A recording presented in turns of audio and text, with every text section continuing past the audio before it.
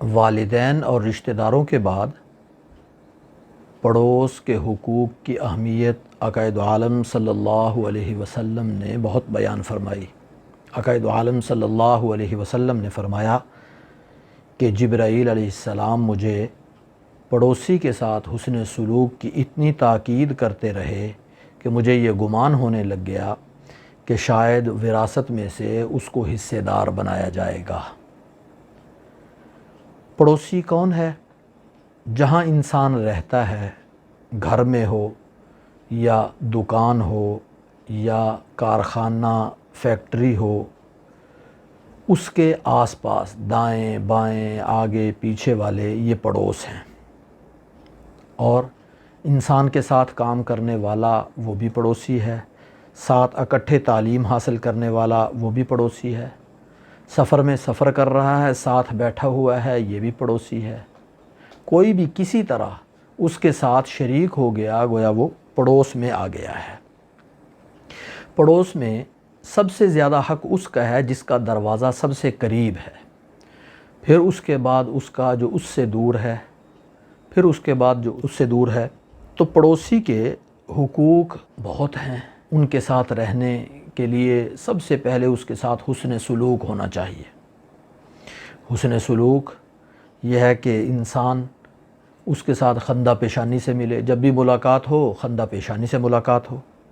اگر وہ مالی طور پہ کمزور ہے تو اس کا تعاون کرنا چاہیے، اگر وہ بیمار ہے اس کی عیادت کرنی چاہیے، اور اگر اس پہ کوئی غم آ گیا ہے، مصیبت آ گئی ہے تو اس کی تعزیت کرنی چاہیے اور اس کا اکرام کرنا چاہیے، عزت دینی چاہیے، اور کوئی نہ کوئی ہدیہ اس کو بھیجنا چاہیے۔ کوئی چیز کھانے کی گھر میں یا اپنے پاس آئی ہے پکائی ہے تو اس میں سے کچھ حصہ اس کو بھی دینا چاہیے۔ ہدیہ بہت معمولی سا بھی ہو وہ بھی دینا چاہیے، تو اس سے محبت بڑھتی ہے، یہ حسن سلوک کا ایک حصہ ہے۔ اور امن ہو، یعنی اس کے جان و مال کو تحفظ ہو۔ جس طرح یہ اپنے جان و مال کا تحفظ کرتا ہے اسی طرح اس کے جان و مال کا بھی تحفظ کرنا چاہیے۔ خود اس کو کسی قسم کی کوئی تکلیف نہ پہنچائے، اس کا راستہ تنگ نہ کرے، اس کی ہوا بند نہ کرے، یا کوئی اور کسی بھی طرح سے اس کے راستے میں یا دروازے میں یا اس کی دیوار میں کوئی ایسا کام نہ ہو جس سے اس کو تکلیف ہو۔ اس کے ساتھ محبت اور خیر خواہی کرے، یعنی جو چیز اپنے لیے پسند کرتا ہے اس کے لیے بھی وہی پسند کرے۔ کسی طرح کا اگر اس کو نقصان کا خدشہ ہے تو اس کو بچانے کی کوشش کرے، اس کا فائدہ سوچے، کوئی ممکن حد تک اس کا فائدہ ہو سکتا ہے تو وہ فائدہ کرے۔ اسی طرح اس کی خبرگیری رکھے، یعنی اگر کوئی مشکل آئی ہے اس پر تو اس کو تعاون کی ضرورت ہے تو تعاون کرنا چاہیے، اگر اس کو کوئی خوشی ملی ہے تو اس کو مبارکباد دینی چاہیے، اور اس کے گھر میں بری نظر نہیں رکھنی چاہیے۔ بد نظری یا بری نظر سے اس کے گھر کی طرف نہیں نظر کرنی چاہیے۔ اسی طرح اگر کوئی اس کی طرف سے تکلیف پہنچ رہی ہے تو مناسب انداز سے اگر اس کو سمجھایا جا سکتا ہے تو سمجھانا چاہیے، ورنہ اس کی تکلیف پہ انسان کو صبر کرنا چاہیے۔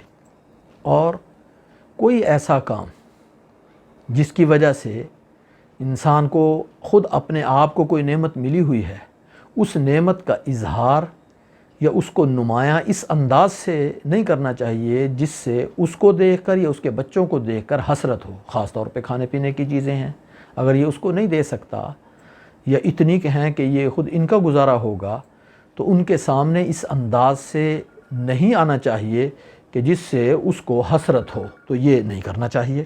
اسی طرح امر بالمعروف اور نہی عن المنکر بھی کرنا چاہیے، یعنی اس کو اس کی خیر خواہی کا تقاضا یہ ہے کہ اس کو نیکی کی ترغیب دینی چاہیے، محبت سے خیر خواہی سے نیکی کی ترغیب دے۔ اگر کسی برائی میں مبتلا ہے وہ، اور اگر وہ برائی پوشیدہ ہے تو تنہائی میں اس کو سمجھانے کی کوشش کرے، اور اگر برائی نمایاں ہے، اعلانیہ کوئی گناہ کر رہا ہے تو اس کو بھی حکمت عملی سے، محبت سے، خیر خواہی سے اس سے روکنے کی کوشش کرے۔ اور اگر کوئی ایسا گناہ ہے، ایسا اعلانیہ کام کر رہا ہے کہ جو بہت ہی خطرناک ہے، دیوس قسم کا ہے، تو پھر اس سے کنارہ کش ہونا چاہیے، پھر اس کے ساتھ زیادہ تعلق رکھنے کی ضرورت نہیں ہے۔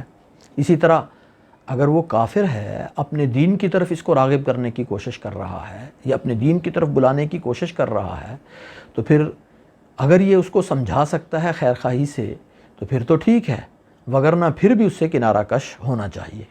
اسی طرح ممکن حد تک اس کی تعلیم و تربیت میں اگر کوئی تعاون کر سکتا ہے اس کا یا اس کے بچوں کا، تو وہ بھی کرنا چاہیے۔